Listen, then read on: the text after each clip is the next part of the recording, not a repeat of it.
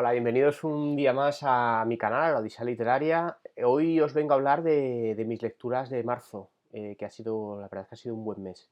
He leído en total 7 libros. Es verdad que bueno, tiene un poco de truco porque un par de ellos ya los arrastraba de meses anteriores y los he terminado pero bueno, en cualquier caso ha sido un buen mes de lectura. Se notan las vacaciones que siempre ayudan a sacar un poco más de tiempo para leer, ¿no? El primero que leí, que como os digo, bueno, ya venía el mes pasado, es La guerra no tiene rostro de mujer, de Svetlana Alexievich. Es un libro que publicó en 1985 de Alexievich, que fue premio Nobel en 2015. Y bueno, nos habla del papel de la mujer, fundamentalmente de la mujer soviética en la Segunda Guerra Mundial. Si habéis leído Alexievich, habéis leído, por ejemplo, Chernóbil o el libro que habla de la Segunda Guerra Mundial, pero desde la perspectiva de los niños, bueno, pues en este caso es un poco equivalente, ¿no? Al final pone voz, entrevista a cientos de mujeres y pone voz a las vivencias que tuvieron en la Segunda Guerra Mundial, aquel trabajo oculto y desagradecido que llevaron a cabo. Es un libro duro, me ha costado leerlo, yo creo que lo comenté en algún vídeo previo, porque al final los testimonios son crudos, ¿no? Son desnudos, son desgarradores y tienes que leerlo poco a poco. Lo que me ha sorprendido del libro, que al final no deja de ser una novela basada en hechos reales, ¿no? O sea, en testimonios, casi un ensayo más que una novela, es cómo se recibió a las mujeres cuando volvieron de la guerra, ¿no? Se fueron siendo unas niñas que se presentaban voluntarias por ser fieles a los ideales de la nación, por un sentido patriótico de defensa, bueno, por una serie de valores. Cómo se integraron en el ejército mayoritariamente masculino y donde fueron respetadas y valoradas, pero al volver a la Unión Soviética, ¿no? Al volver a sus pueblos, eran recibidas poco menos que como prostitutas, ¿no? Así lo citan en varios testimonios del libro y la verdad es que me ha llamado mucho la atención cómo eran un poco apestadas, ¿no? A pesar de todo lo que habían hecho, de lo que habían sufrido, tanto como los hombres, de tantas mujeres que habían muerto, las que conseguían regresar con un trauma increíble eran recibidas muy mal, ¿no? Sobre todo por el resto de mujeres que se quedaron, que no significa que fueran más o menos valientes, pero se las trató con desprecio, ¿no? Y esto me ha chocado bastante, la verdad. Es un libro que si os gusta Alexievich os lo recomiendo mucho. Es un libro que hay que leer poco a poco, bajo mi punto de vista, y que es un libro duro, pero que refleja eso que no te suelen contar en las novelas, ¿no? Y eso es un poco el valor que yo veo en la literatura de Alexievich. Profundiza mucho en las emociones humanas, en lo que se siente y casi que te trasladas, ¿no? En este caso a la trinchera, ¿no? A la primera línea de batalla. Un libro muy, muy interesante. Como me quedé un poco, bueno, un poco removido, ¿no? Por dentro, lógicamente, bueno, busqué un libro totalmente opuesto, ¿no? Y encontré Wild de Tom Sharp. Bueno, es un libro divertidísimo, es muy fino, un libro que tiene poco más de 200 páginas, fue escrito en el año 76. Es la clásica novela histriónica, una novela cómica de enredo, ¿no? En la que bueno, tenemos a Henry, un profesor de instituto que está un poco de vuelta de todo, desencantado de la vida, y bueno, pues le pasa por la cabeza una idea maquiavélica, ¿no? Una pura idea se convierte en una novela de enredo en la que no dejas de reírte, ¿no? Te saca la risa fácil, es un humor inteligente y es muy, muy divertida. A mí me vino muy bien porque fue un buen contrapunto con la novela de Alexievich, ¿no? Que al final te remueve mucho, ¿no? Y bueno, si os gustan esas novelas, os estáis en ese punto en el que dices, jo, necesito reírme, ¿no? Bueno, pues Will de Tom Sharp creo que es tu novela, ¿no? Creo que no he leído más de Tom Sharp, creo que su estilo tiene varias novelas similares. Seguramente leeré alguna más, las dejaré aquí en mi estantería para esos momentos en los que bueno, tienes que echar una risa fácil, ¿no? O tienes que cambiar un poco el chip. Un libro muy divertido. Luego acabé, como os dije, la trilogía de La Forja de un Rebelde, que empecé en enero, he leído más o menos un libro cada mes y en marzo acabé el último de ellos, que es La Llama. Bueno, ya os dije en el vídeo anterior en el que hacía un poco resumen de cómo llevaba el reto, ¿no? Lector del año, el reto de los tochos, que me había gustado mucho. La verdad es que es un gran descubrimiento. Yo la descubrí en el canal de David Pérez Vega, Bienvenido Bob, que bueno, habló un poco de novelas ambientadas en la Guerra Civil. Este libro, esta trilogía, incluso Arturo Barea, yo no le conocía, y la verdad es que para mí es un libro esencial para entender ese periodo de los primeros 40 años de España, ¿no? El tercer volumen de La Forja de un Rebelde, La Llama, se centra esencialmente en la guerra civil ya estallado y cómo vive Arturo la situación dentro de Madrid, ¿no? Ese Madrid sitiado, eh, ese Madrid en el que además del enemigo rebelde está el propio enemigo interno, ¿no? Esa izquierda dividida, llena de dudas, de sospechas, ¿no? De sospechosos, con un matrimonio que se ha ido a pique, con una amante a la que ya no quiere, y bueno, y conoce a Ilsa, que será el amor de su vida, ¿no? Bueno, es una novela intensa, la verdad, muy gráfica, describe muy gráficamente cómo España fue un escenario, ¿no? Una simulación de lo que iba a ser la Segunda Guerra Mundial y cómo las potencias europeas, bueno, creo que jugaron con nosotros, algunas se abstuvieron, ¿no? de participar, como Francia o Inglaterra, mientras otras como Italia y Alemania participaron activamente, ¿no? Bueno, si queréis leer cosas sobre este periodo de la historia de España, para mí creo que es una novela básica. A mí me ha gustado mucho.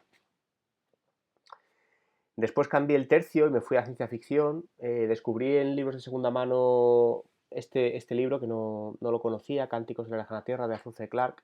Es un autor que a mí me gusta mucho.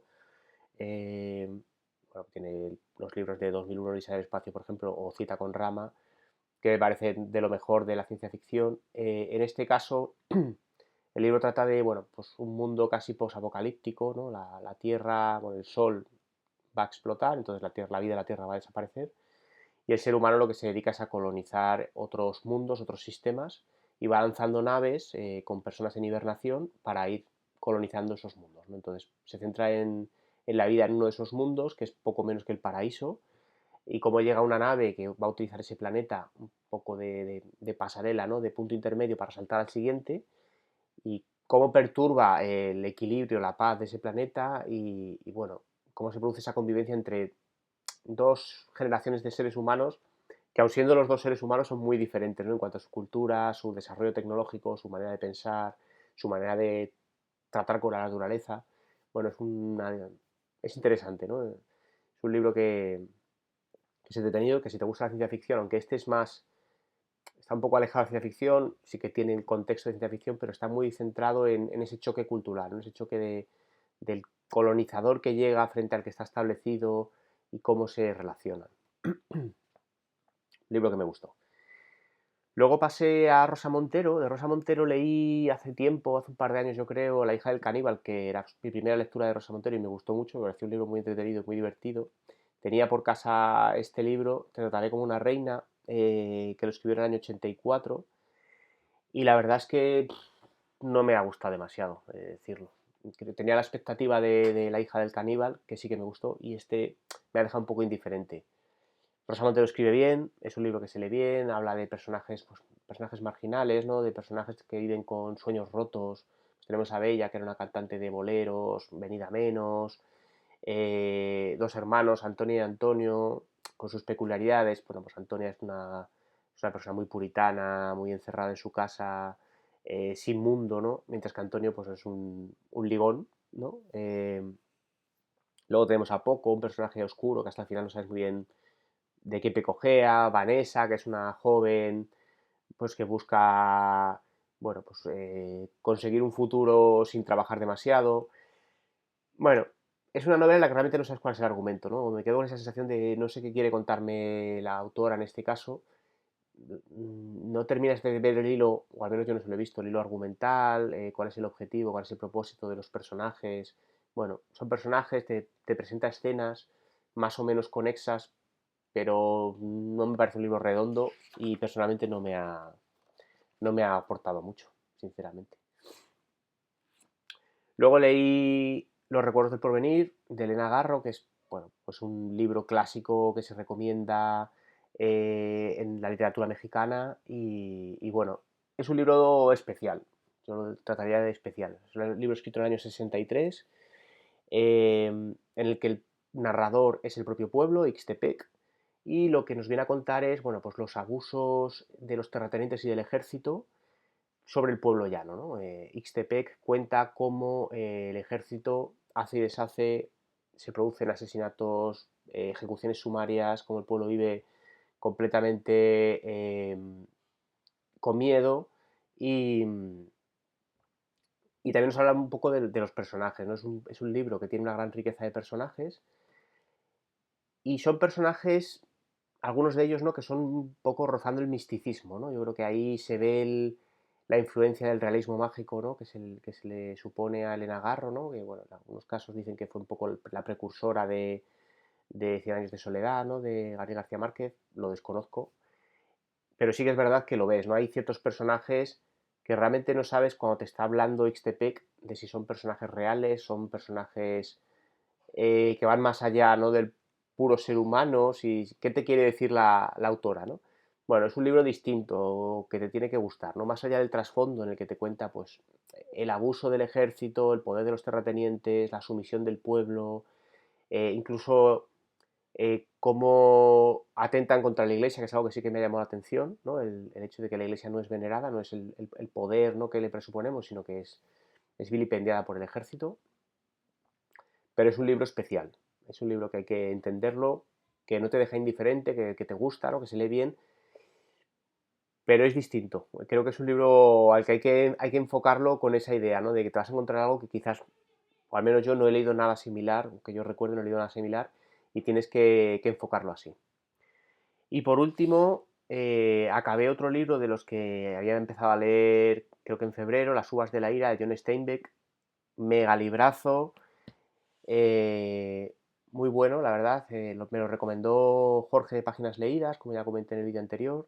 Me había leído el año pasado de Ratones y Hombres, que me pareció espectacular, pero es un libro muy breve, eh, que quizás, bueno, me dejó con ese buen sabor de boca para decir voy a seguir leyendo a Steinbeck, pero bueno, hablamos de magnitudes muy distintas. Este libro escrito en el año 39, aunque la temática creo que es muy similar o un poco el trasfondo, ¿no? Es similar al de Ratones y Hombres, habla de ese momento de la historia americana en el crack del 29, en el que, por un lado, la gente del pueblo, del interior, ¿no? Del Estados Unidos profundo, ve cómo la maquinaria, la industrialización está despojándoles de su tierra y de su trabajo y acuden a la tierra prometida que es California, ¿no? En masa, emigran con lo poco que tienen y, bueno, pues como vagabundos por las carreteras infinitas de Estados Unidos, buscan llegar a California donde parece que van a cumplir el sueño, ¿no? El sueño dorado de tener una casa, tener una cierta riqueza, que tener un cierto nivel de vida y, bueno, topan con la realidad. Es un libro desasosegante, la verdad es que los protagonistas, que es la familia Joad, que un poco utiliza Steinbeck para representar ese momento de la historia de Estados Unidos, no pueden sufrir más penurias. Es un libro duro, es un dramón, diría yo, porque es que les pasa de todo y diría que nada bueno, ¿no? Es un libro que te engancha casi desde la primera página, que se lee muy bien, Steinbeck escribe fenomenal, no se te hace nada largo a pesar de tener 700 páginas, pero es eso, es un libro que dices, joder, a ver si tienen un golpe de buena suerte y no. O sea, esa es la realidad. Creo que no hago spoiler cuando digo que es un libro en el que no les puede pasar nada más. En cualquier caso, es un libro que recomiendo, para mí es un libro imprescindible. Seguro que va a ir al top de lecturas, de los de este mes probablemente sea el único, eh, y que todos deberíamos leer. Creo que, o sea, ya con Steinbeck, creo que voy a tener un autor fetiche, lo voy a incorporar a mi lista de autores fetiches. Ya tengo un par de libros esperándome, Al este del Edén y La Perla, porque me gusta mucho cómo escribe, me gusta cómo narra, cómo describe las historias, los personajes, cómo los trabaja, eh, cómo mezcla la novela y te lleva al camino que él quiere para contarte otra cosa, ¿no? Que es la historia de Estados Unidos, pero de forma novelada y te queda muy claro lo que te está queriendo contar y lo que te está contando. Eh, y bueno, seguiré seguro con Steinbeck. Ahora estoy con Gabriel García Márquez, estoy leyéndome El amor en los tiempos del cólera y bueno, acabo de empezar, me está gustando bastante, así que bueno, ya os hablaré en próximos vídeos. Ya os dije que dentro de mis retos de tochos estaba acabar con los libros que tenía de Gabo, ¿no? De García Márquez, así que en eso estoy. Bueno, y hasta aquí el vídeo de hoy. Si os ha gustado, dadle a like, suscribiros si os gusta el contenido o dejadme en comentarios de qué os gustaría que hablara, si habéis leído estos libros o libros similares que me recomendéis, siempre está bien. Siempre sigo aumentando mi lista de pendientes, que eso para un lector empedernido como yo, está fantástico. Y nos vemos en el próximo vídeo. Adiós.